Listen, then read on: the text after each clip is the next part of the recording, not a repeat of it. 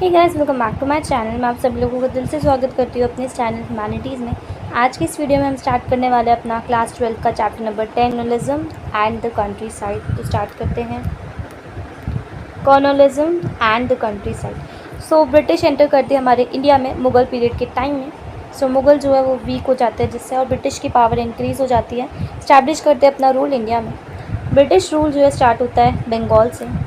Battle of Plassey के बाद, जो कि 1757 में हुआ था, थी between the Nawab of Bengal और ब्रिटिश सर्स। और ये जो वॉर थी आपकी प्लासी में हुई थी, जिसकी वजह से इस बैटल को हम बैटल ऑफ प्लासी बोलते हैं, जो कि प्लासी जो है आपका बंगाल में। ब्रिटिशर्स जीत गए थे और जो बंगाल के नवाब सिराजुद्दौला वो हार गए थे। तो तभी से ब्रिटिशर्स ने स्टार्ट किया अपना रूल करना इंडिया में। टैक्स डिज़ाइंस की बात करें तो ब्रिटिश को कॉन्क्वायर करने के बाद ब्रिटिशर्स ने स्टार्ट किया एक सिस्टम टैक्स को कलेक्ट करने का। ब्रिटिश एरा के टाइम पे हमारे को 3 टाइप्स के टैक्स सिस्टम देखने को मिलता है जो कि प्रेवलेंट थे। सबसे पहले इश्तमारी सेटलमेंट, जिसको हम ज़मींदारी सिस्टम या फिर परमानेंट सेटलमेंट भी बोलते हैं। Second रियायतवारी system. थर्ड आता है हमारा महलवारी सिस्टम। एक एक करके पढ़ते हैं। स्टार्ट करते हैं इश्तमारी सिस्टम से। तो इश्तमारी सिस्टम को हम ज़मींदारी सेटलमेंट और परमानेंट सेटलमेंट भी बोलते हैं। ये एक सिस्टम था जिसको इम्प्लीमेंट किया था चार्ल्स कॉर्नवालिस ने 1793 में। इस टाइम पे बंगाल के अंदर जो एरिया आता था वो बिहार, उड़ीसा आता था। इस एरिया में आपका इश्तमारी सिस्टम आप देखोगे इम्प्लीमेंट हुआ था। इस सिस्टम के अंदर ज़मींदार अपॉइंट किए जाते थे, और जो लोग थे, जो पावरफुल लोग थे, ज़मींदार जो कि किंग्स होते हैं, नवाब किंग्स, वो इसके अंदर आते थे और ब्रिटिशर्स ने अपॉइंट किया था उनको एज ज़मींदार। ब्रिटिशर्स ने हर ज़मींदार को कुछ विलेज अपॉइंट करे थे कि आपको वहाँ से टैक्स कलेक्ट करना। उसमें से एक सर्टेन अमाउंट थी जो कि कलेक्ट करेगी ईस्ट इंडिया कंपनी हर एक ज़मींदार से एज टैक्स। ब्रिटिशर्स जो है वो कलेक्ट करते थे एक फ़िक्स्ड अमाउंट ज़मींदार से। लेकिन ब्रिटिशर्स ने ज़मींदार को बोला गया था कि आप फ्री हो, कि आप फार्मर से जितना भी टैक्स कलेक्ट करना चाहो उतना टैक्स कलेक्ट कर सकते हो। इसी अरेंजमेंट को हम परमानेंट सेटलमेंट बोलते हैं, क्योंकि यहाँ पे लैंडलॉर्ड्स जो है उनको एक फ़िक्स्ड अमाउंट पे करना पड़ता था ईस्ट इंडिया कंपनी को, जिसकी वजह से सेटलमेंट को हम ज़मींदारी सिस्टम बोलते हैं, जहाँ पे ज़मींदार अपॉइंट करे गए थे इस सिस्टम में। नेक्स्ट आता है हमारा रियायतवारी सिस्टम। रियायतवारी सिस्टम में क्या होता है, ये इम्प्लीमेंट किया था थॉमस मुनरो ने 1820 में। ये जो सिस्टम है इम्प्लीमेंट हुआ था आपके डेक्कन रीजन में, जिसके अंदर रियायतवारी सिस्टम में आप देखोगे रियायत का मतलब क्या होता है, फार्मर्स होता है। इसमें क्या होता था, फार्मर्स खुद ही जाके अपना टैक्स जो था डिपॉजिट करता था ब्रिटिशर्स को। नेक्स्ट सिस्टम आता है हमारा महलवारी सिस्टम। इस सिस्टम में क्या होता था, जो ब्रिटिशर्स थे उन्होंने इम्प्लीमेंट किया ये सिस्टम 1833 में, जहाँ पे जो जितना भी विलेज का पूरा टैक्स था वो एक पर्सन कलेक्ट करता था और वो डिपॉजिट करता था ब्रिटिशर्स को। नेक्स्ट ये इम्प्लीमेंट आपको नॉर्थ वेस्टर्न रीजन में आप देखोगे, इसीलिए इसको महलवारी बोला जाता था, क्योंकि महल का मतलब क्या होता है, विलेज की। Next Bengal and British rules की बात करूँ तो स्टैब्लिशमेंट होती है हमारे ब्रिटिश रूल के बंगाल में। ब्रिटिश ट्राई करते हैं बंगाल के अंदर अपना सिस्टम चेंज करने की, ताकि वो प्रॉपरली रूल कर सके। स्टार्टिंग में आप देखोगे ब्रिटिश रूल जो था अंदर जो विलेज इकनॉमी है बंगाल की, वो डिपेंड थी हमारे एग्रीकल्चर में। तो जो एग्रीकल्चर सिस्टम है वो फेस कर रहा था काफ़ी सारी प्रॉब्लम, क्योंकि वहाँ पे रिसोर्सेज बहुत ही ज़्यादा कमी थे। तो ब्रिटिश ने रियलाइज़ किया कि इस सिस्टम में कुछ इम्प्रूव किया जाए, कुछ इन्वेस्टमेंट की जाए हमारे एग्रीकल्चर में। तो उन्होंने इन्वेस्टमेंट करना स्टार्ट किया एग्रीकल्चर में, इंक्रीज। ब्रिटिश ने इस सिस्टम का नाम रखा इश्तमारी सेटलमेंट। इश्तमारी सेटलमेंट वही जो ज़मींदारी सेटलमेंट, परमानेंट सेटलमेंट दोनों एक ही। नेक्स्ट, जहाँ पर ब्रिटिशर्स ने अपॉइंट करे कुछ ऐसे पावरफुल पीपल जैसे nawab, old man, money lender as zamindar. इनको बोला गया कि आपकी रिस्पॉन्सिबिलिटी है विलेज से आपको टैक्स कलेक्ट करना है, और टैक्स कलेक्ट करके कुछ पोर्शन ब्रिटिश की गवर्नमेंट को दे देना है। ब्रिटिश की गवर्नमेंट एक सर्टेन अमाउंट लेंगी। अब ये आपके ऊपर डिपेंड करता है कि आप फार्मर से कितना लो। तो इसीलिए इसको परमानेंट सेटलमेंट और ज़मींदारी सेटलमेंट भी बोला जाता है। ज़मींदार लैंड के ओनर नहीं थे, लेकिन वो वर्क करते थे ब्रिटिशर्स के लिए टैक्स कलेक्ट करने का। तो जो ब्रिटिश गवर्नमेंट है वो होप करती थी कि जो सिस्टम है इन्वेस्टमेंट का एग्रीकल्चर में, इससे इंक्रीज़ है उनकी रूरल इकनॉमी में और इम्प्रूव हो। लेकिन इस सिस्टम में क्या होता है, जो लैंडलॉर्ड्स है ना, काफ़ी सारे प्रॉब्लम फेस करता है टैक्स कलेक्शन में फार्मर से, जिसके कारण वो टैक्स पे नहीं कर पाते और ब्रिटिश गवर्नमेंट को टाइम पे नहीं दे पाते। तो क्या क्या प्रॉब्लम्स आती है, क्यों ज़मींदार रेवेन्यू पे नहीं कर पाते टाइम पे। तो बहुत सारी प्रॉब्लम्स एक एक करके सारी प्रॉब्लम्स बढ़ते हैं। फर्स्ट आता है हमारा नेग्लिजेंस ऑफ लैंड। काफ़ी टाइम बाद जब इंट्रोड्यूस होता है हमारा इष्टुमारी सिस्टम, उसके काफ़ी टाइम बाद लैंडलॉर्ड्स जो होते हैं ना, वो सीरियसली नहीं लेते हैं इस सिस्टम को, जिसके कारण जो उनका रेवेन्यू होता है ना वो बहुत ज़्यादा इंक्रीज़ हो जाता है और वो इम्पॉसिबल होते हैं अपने रेवेन्यू को पे करने के लिए। नेक्स्ट आता है हमारा high revenue demand. Initially system में क्या होता है, रेवेन्यू की डिमांड बढ़ जाती है, ज़मींदार को पे करना होता है टैक्स ब्रिटिशर्स को। अगर वो वहीं से टैक्स नहीं ले पा रहा फार्मर से, तो वो क्या ही देगा ब्रिटिशर्स को, जिसकी वजह से अमाउंट जो था टैक्स का वो बढ़ जा रहा था। इंटरेस्ट बढ़ेगा अगर आप पैसे नहीं दोगे टाइम पे। तो लो कॉस्ट ऑफ क्रॉप्स, तो इस पीरियड में क्या होता था, जब ये सिस्टम इम्प्लीमेंट हुआ तो कॉस्ट की क्रॉप्स कम कर दी गई, जिससे कि जो फार्मर्स हैं वो टैक्स नहीं पे कर पाते थे ज़मींदार्स को, क्योंकि वो उनको पैसे ही कम मिलते थे। अब उस पैसे में से उनको घर भी चलाना है, हर चीज़ करनी है, जिसकी वजह से वो गवर्नमेंट को टैक्स पे नहीं कर पाते। नेक्स्ट अनइवन अरेंजमेंट, आपको इस सिस्टम में देखने को मिलती है अनइवन अरेंजमेंट। कैसे भी आपकी सिचुएशन हो, आपको टैक्स पे करना है, चाहे आपके पास अच्छी फसल है या गंदी फसल है, कैसी भी आपकी क्रॉप होगी आपको फिर भी उतना ही टैक्स पे करना है। नेक्स्ट सनसेट मैटर, एक लॉ था कि सन के सेट होने से पहले आपको अपनी पेमेंट करना है, अदरवाइज़ जो आपकी जो प्रॉपर्टी होगी ज़मींदार की ऑक्शन में डाल दी जाएगी। Control over the power of landlords, जो पावर जितने भी ज़मींदार की पावर थी वो कंट्रोल करता था ब्रिटिश रूल। अब जो ज़मींदार जो है वो अपनी आर्मी भी नहीं भेज सकता टैक्स कलेक्ट करने के लिए, और ना ही वो फार्मर्स को प्रेशराइज कर सकता। अब जो ये लैंडलॉर्ड्स है ना, उनको फेस करनी पड़ती थी काफ़ी सारी प्रॉब्लम्स। जब फार्मर्स टैक्स पे नहीं करते थे तब क्या होता था, कभी कभार जो होता था फार्मर्स जो है ना डिले करते थे पेमेंट करने में, मतलब टैक्स की पेमेंट करने में। तो फार्मर्स जो होते थे ना वो खुश होते थे कि लैंडलॉर्ड्स को ट्रबल में देख के। जो एक लीगल पर्सन होता है आपका लिटिगेशन, ये भी चलती है। लॉ सूट फिल होने के बाद जो लैंड ऑर्डर होता था वो कलेक्ट नहीं कर पाता था टैक्स को।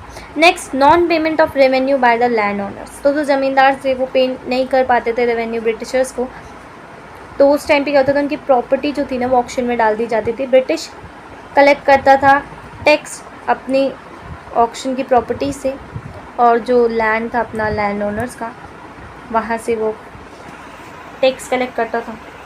नेक्स्ट जो प्रॉपर्टीज़ आपकी लैंड ओनर्स की वो ऑक्शन में डाल दी जाती थी, और इनसाइड द ऑक्शन आप लैंड प्रॉपर्टीज़ को देखोगे वो सोल्ड करी जाती थी पर्सन जो कि हाईएस्ट बिड लगाता था। इस तरीके से जो ब्रिटिश गवर्नमेंट है वो अपना रेवेन्यू टैक्स कलेक्ट कर लेती थी।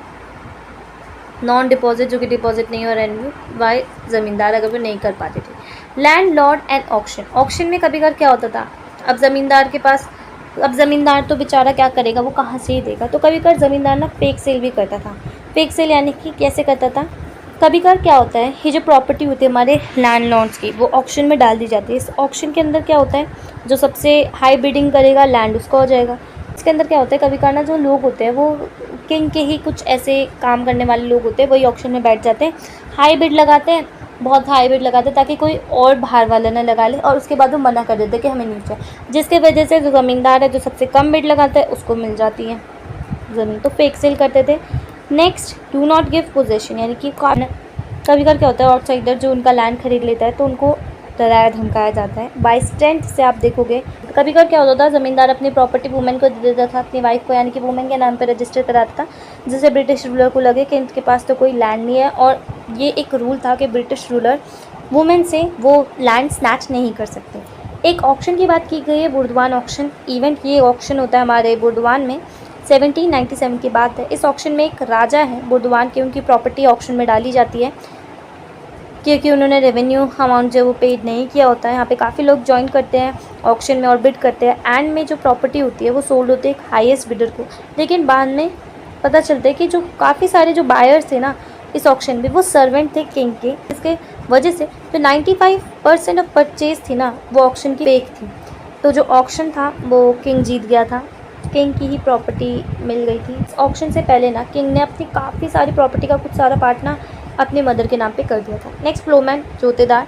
जो रिच फार्मर होते थे ना, वेल्दी फार्मर, वो बढ़ गए थे और उन्हें को हम जोतेदार कहते हैं 18th सेंचुरी के अंदर। इसके अंदर क्या होता है, जो फार्मर होता है ना ये शेयर क्रॉपिंग करते हैं। फ्लोमैन्स होता है, ये लैंड ना अपने शेयर क्रॉपर्स करते हैं, यानी कि अपना लैंड कुछ टाइम के लिए किसी को दे देते हैं और कहते हैं कि आप इसमें क्रॉप उगाओ, फार्मिंग करो, लेकिन एंड में जो इसका हाफ परसेंट होगा वो आप मुझे दे देना और बाकी का हाफ आप लेना। तो ऐसे सिस्टम होता है कि हाफ क्रॉप मिलती है ओनर को। तो जो बिग फार्मर्स होते हैं उनको जोतेदार कहते हैं। कुछ प्लेस मैंने हवलदार, गंठीदार्स, मंडाल्स भी बोला जाता है। जो जोतेदार होते हैं ना, इनका ग्रेट इन्फ्लुएंस होता है विलेज में और फार्मर्स में भी। तो जो जोतेदार होता है ना, वो हेल्प करते हैं फार्मर्स को डिफ़िकल्ट सिचुएशन में, जिससे कि फार्मर को एक सपोर्ट मिलता है जोतेदार को।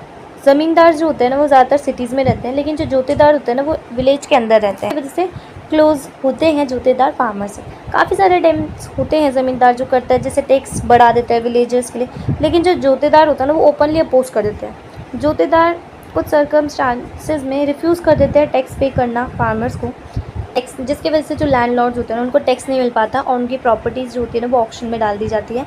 इस सिचुएशन में जो जोतेदार है ना, वो प्रॉपर्टी बाय कर लेता है ज़मींदार की और प्रॉफिट अर्न कर लेता है। जोतेदार जो है ना, मोस्ट पावरफुल दिखता है हमारे को नॉर्थ बंगाल में। England and east India company. East India company जो है स्टार्ट होती है हमारे इंग्लैंड में, जिसके बाद से ईस्ट इंडिया कंपनी इस्टेब्लिश करती है अपना रूल बंगाल में 1960 में। इसके अंदर क्या होता है, ये मॉनिटर करती है ब्रिटिश सिस्टम को। इस टाइम पे क्या होता है, जो ईस्ट इंडिया कंपनी है ना, वो ही सिर्फ एक कंपनी थी इंग्लैंड की जिसको अलाउ था ट्रेड करना इंडिया और चाइना के साथ, जिसके कारण काफ़ी सारे मर्चेंट क्लासेस इंग्लैंड के होते अपोज करना कि हमें भी जाना है इंडिया। वो भी चाहते थे इंडिया जाना, चाइना जाना बिजनेस करने के लिए। Criticisms of east India company. Several politics groups जो है वो क्रिटिसाइज़ करते हैं ईस्ट इंडिया कंपनी को। वो कहते हैं कि सिर्फ ईस्ट इंडिया कंपनी को ही बेनिफिट मिल रहा है बंगाल की विक्ट्री के बाद। Corruption and greed official increase. तो देखोगे आप, इंग्लैंड में काफ़ी सारा टैक्स आ रहा था, जिसकी वजह से करप्शंस और ऑफिसर की जो लालच था वो बढ़ गया था ईस्ट इंडिया कंपनी का। कंपनी जो थी वो रूल कर रही थी एक क्योटिक मैनर में बंगाल के अंदर, सपोर्ट कर रहे थे लोग क्रिटिसिजम्स को।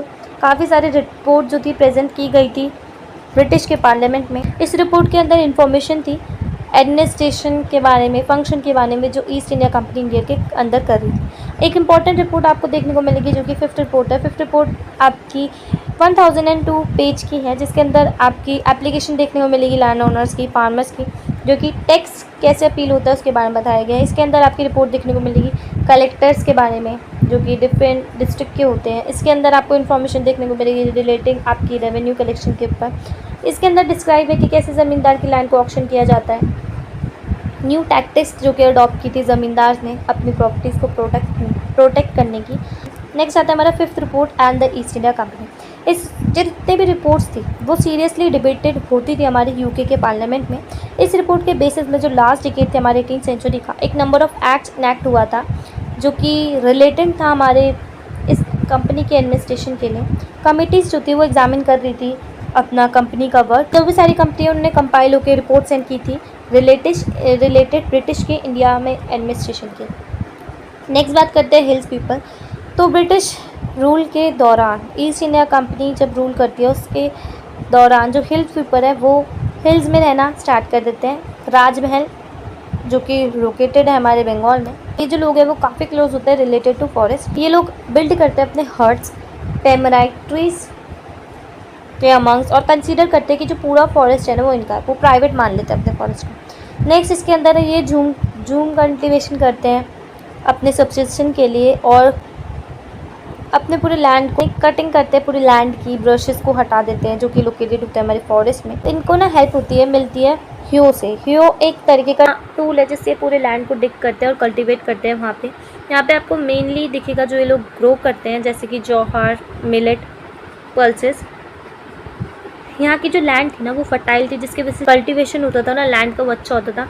और ये चेंज करते रहते थे अपनी place according to their cultivate land. जैसे एक टाइम पे आप एक बार में एक जगह ही कल्टीवेशन कर सकते हो, तो जब कल्टीवेशन हो जाता था उसके बाद आपको उस लैंड को थोड़े टाइम के लिए छोड़ना पड़ता था ताकि वो अपनी फर्टिलिटी वापस ले ले। तो जैसे वो टाइम होता है किसी और जगह चले जाते थे। नेक्स्ट ये पोस्ट करते थे आउटसाइडर की एंट्री फॉरेस्ट के अंदर। जो भी आउटसाइडर यहाँ पे आते थे तो उनको ये चोरी चकारी करते थे जो भी फॉरेस्ट के अंदर आता था।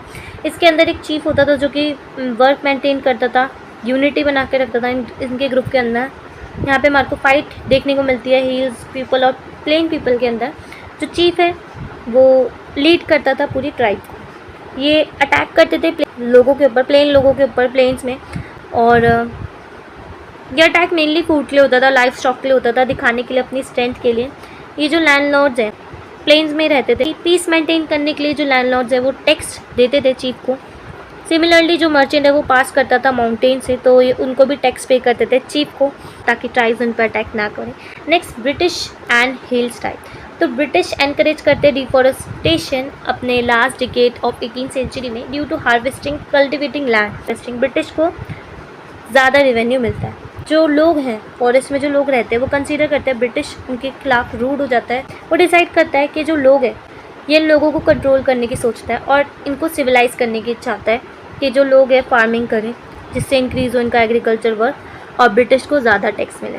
कुछ रीज़न है जिसके कारण हिल पीपल जो होते हैं वो, उनको लगता है कि जो प्लेन पीपल है वो कैप्चर करना चाह रहे हैं फॉरेस्ट और उन्हें मारना चाह रहे हैं, जिसके कारण जो हिल पीपल है वो स्टार्ट करने लग जाते हैं प्लेन जगह पे अटैक करना, प्लेन पीपल में अटैक करना। ग्रेजुअली फॉरेस्ट में स्टार्ट होती है एक वाइब, एग्रीकल्चर स्टार्ट होता है ग्रो करना एरियाज़ में, ठीक। ये स्टॉप नहीं करते हैं, तब क्या होता है, ब्रिटिश अथॉरिटी ना अडॉप्ट करती है एक brutal policy of killing the hills people, जिससे कि अटैक स्टॉप हो। 1770s में तो ये कम्प्लीटली अनसक्सेसफुल होता है। 1780s में अगस्तस क्वींसलैंड ने, जो कलेक्टर होती है भागलपुर की, वो प्रपोज करती है एक policy of peace. According to this policy जो भी हर साल जो अलाउंस है वो दिया जाएगा पहाड़ी मुखिया को, सो दैट ये यहाँ पे अटैक ना करे प्लेन्स पीपल को और मेंटेन हो पीस। काफ़ी सारे जो चीफ थे वो रिफ्यूज़ कर देते हैं इस अलाउंस को, जिसके बाद जो लोग एक्सेप्ट करते हैं इस अलाउंस को वो हट जाते हैं पोस्ट से हेडमैन की। जो लोग इस एरिया के रेजिडेंट होता है वो उन लोगों को हटा देता है पोस्ट से हेडमैन की, जो लोग इस अलाउंस को मान लेते हैं। नेक्स्ट बात करते हैं Buchanan and the palace of hills. Buchanan visit करते हैं पैलेस हिल को in the year of 18th century. Buchanan एक इंग्लिश ऑफिसर है, जहाँ पे उन्होंने एक डिस्क्रिप्शन बता रखा है अपनी डायरी में। वो लिखते हैं कि ये एरिया काफ़ी ज़्यादा डेंजरस है, काफ़ी ट्रैवलर को डेयरिंग चीज़ देखने को मिलती है यहाँ पे। अकॉर्डिंग टू हिम जो बिहेवियर है यहाँ के इनहैबिटेंट्स हिल्स का वो हॉस्टाइल है, वो रेडी नहीं होते बिल्कुल भी बात करने के लिए ऑफिसर से, बाहर के ऑफिसर से। ब्रिटिशर्स फोर्स करते हैं हिल पीपल को अपना लाइफस्टाइल चेंज करने के लिए, डिस्ट्रॉय करते हैं वो फॉरेस्ट को। नेक्स्ट आता है संथाल्स। ब्रिटिश जो है उनको ज़रूरत होती है कुछ लोगों की जो कि रहते हैं लिव एंड फार्म, जो कि उस एरिया में रहते हैं और फार्मिंग करते हैं। ये क्रिएट कर जाता है फॉरेस्ट को क्लीन। क्या होता है, अब ये हायर करते हैं ज़मींदार को, कल्टीवेशन सेटलमेंट होती है ना ब्रिटिशर्स की हिली एरियाज़ में, वो इंक्रीज़ कर देते हैं ताकि जो इंग्लिश रेवेन्यू है वो एग्रीकल्चर से आए ज़्यादा है। नेक्स्ट जो आप देखोगे, जो ब्रिटिश गवर्नमेंट है वो लैंड जो है अपने संथाल्स को दे देती है ताकि वो उसको प्रिपेयर करे और सेटल करे फुट हिल्स ऑफ राजमहल को। यहाँ पे जो क्या होता है, लार्ज पार्ट ऑफ लैंड जो है वो डिक्लेयर हो जाता है संथाल्स का। इस एरिया को हम दामन एक को बोलते हैं। ये जो बाउंड्रीज यहाँ पे बन जाती है एरियाज़ में, मैप प्रिपेयर होता है। इसके बाद जो एरिया है, नंबर ऑफ जो संथाल्स है वो स्टार्ट कर देते हैं अपना इंक्रीज़ करते हैं रैपिडली। इसके अंदर क्या होता है, जो विलेज होते हैं, नंबर ऑफ विलेज होते हैं संथाल्स के, आप देखोगे अराउंड 40 इन 1830 में यहाँ से इंक्रीज़ हो जाता है 1473 1851 में। इस टाइम पे क्या होता है, जो पॉपुलेशन होती है संथाल्स की वो बढ़ जाती है, 3000 से 82,000 हो जाती है, 3000 से 82,000 हो जाती है। तो जो संथाल का आना है वो बैड इफेक्ट देता है हिल्स पीपल की लाइफ में, जैसे कि यहाँ पे हिल्स पीपल रह रहे होते हैं और यहाँ पे संथाल्स लोग रह रहे होते हैं। अब इनकी पॉपुलेशन बढ़ रही है तो ये ऊपर ऊपर जा रहे हैं, जिसके कारण हिल्स पीपल को ऊपर मूव करना पड़ रहा था। जो संथाल्स की लाइफ है वो बेटर होने लग गई थी। इंस्टेंट्स ऑफ नोमैड्स वो परमानेंट फार्मर बन गए थे। ग्रेजुअली वो अपनी कल्टिवेटिंग करना स्टार्ट करते हैं, कमर्शियल क्रॉप का मार्केट में वो स्टार्ट करते हैं डील करना ट्रेडर्स के साथ और मनी लेंडर्स के साथ। इस पीरियड में क्या होता है, टैक्स बढ़ जाता है, ब्रिटिशर्स जो है वो टैक्स बढ़ा देते हैं, मनी लेंडर स्टार्ट करते हैं चार्ज करना हाई रेट ऑफ इंटरेस्ट। इस सिचुएशन में जो संथाल्स है वो रिवॉल्व करती है against the landlords, money lenders and Britishers इन 1850। इस रेबेलियन के कारण क्या होता है, जो संथाल परगाना क्रिएट होती है। नेक्स्ट, रियात वाली सिस्टम। रियात वाली एक ऐसा सिस्टम है जो कि इम्प्लीमेंट करते हैं Britishers in the Deccan region of South India. ये एक ऐसा टैक्स सिस्टम था जहाँ पे काफ़ी ज़्यादा टैक्स इम्पोज किया जाता था फार्मर में, डिफ़िकल्ट होते थे फार्मर जिससे टैक्स को पे करने में। काफ़ी बार क्या होता था, फार्मर्स जो थे मनी लेंडर से पैसे उधार में लेते थे, जिसके ऊपर मनी लेंडर्स जो थे वो इंटरेस्ट चार्ज करते थे, टैक्स पे करते थे, जिसकी वजह से उनको बर्डन पड़ता था। जितना टैक्स नहीं होता था उससे ज़्यादा वो डेट में यानी लोन में फंस जाते थे। इसमें क्या होता है, एक फेमाइन आता है इस रीजन में, जो उससे एग्रीकल्चर प्रोडक्शन बहुत ही ज़्यादा ख़राब होती है और जिससे एग्रीकल्चर होता है बहुत ही ज़्यादा ख़राब होती है और जिससे जो प्रोडक्शन निकलता है वो भी बहुत ही ज़्यादा कम होता है। लेकिन ब्रिटिशर्स मना कर देते हैं कि वो टैक्स को रिड्यूस नहीं करेंगे, तो यहाँ पे प्रॉब्लम्स होती है फार्मर्स को और भी ज़्यादा। कॉटन कल्टीवेशन की बात करें तो 1861 में स्टार्ट होता है अमेरिका में सिविल वॉर, जिसके कारण कॉटन ट्रेड जो होता है इंग्लैंड का और अमेरिका का वो रुक जाता है। प्रोडक्शन होता है हमारे कॉटन का, वो इंकरेज करता है डेक्कन रीजन ऑफ इंडिया में। फार्मर्स जो है वो लोन लेते हैं मनी लेंडर से कल्टीवेट करने के लिए कॉटन। यहाँ पे कुछ इंप्रूवमेंट की जाती है फार्मर की कंडीशंस में। इस पीरियड एंड हो जाती है अमेरिका की वॉर, सिविल वॉर। तो इस कंडीशन में फार्मर जो होते हैं ना, उनकी सिचुएशन एकदम वर्स हो जाती है पहले से भी ज़्यादा। हेडमैन से इस कॉटन की कल्टीवेशन के लिए जो लोन लिया होता है वो डिमांड करते हैं कॉटन को एकदम नेग्लिजिबल कर दिया जाता है, जिसकी वजह से उनको प्रॉब्लम होती है। डेक्कन के राइट्स बढ़ रहे होते हैं। नेक्स्ट बात करते हैं डेक्कन के राइट्स की। 12 मई 1875 में क्लीजन जो स्टार्ट करते हैं रेबल करना अगेंस्ट द मनी लेंडर और ब्रिटिश रूल्स के। यहाँ पे आप देखोगे स्टार्ट होता है सुपा, एक प्लेस है जो कि लोकेटेड है पूना में। यहाँ पे रेबल होना स्टार्ट होता है। इस रेबलिंग के अंदर काफ़ी सारे मनी लेंडर्स को मार दिया जाता है, जो भी फील्ड्स होते हैं उनको जला दिया जाता है, और जो फाइल्स होते हैं उनको भी जला दिया जाता है, और जितने भी वेयर हाउस होते हैं उनको लूट लिया जाता है, लूट कर लिया जाता है। ये एक बिगेस्ट राइट था इस पीरियड का। काफ़ी सारे मनी लेंडर ने लॉस किए होते हैं अपने लाइफ, और इस राइट के अंदर काफ़ी सारी जो प्रॉपर्टी है उसका डैमेज हुआ होता है। सो यहीं पर आपका चैप्टर कंप्लीट होता है। Thank you so much for watching my video. अगर आपको वीडियो अच्छी लगी so please do like, share and subscribe. अगर आपको नोट्स चाहिए तो आप मेरे टेलीग्राम चैनल को ज्वाइन करके वहाँ से नोट्स ले सकते हैं, दैट इज़ फ्री। सो मैं मिलती हूँ आपसे नेक्स्ट वीडियो में, तब तक के लिए बाय बाय, टेक केयर।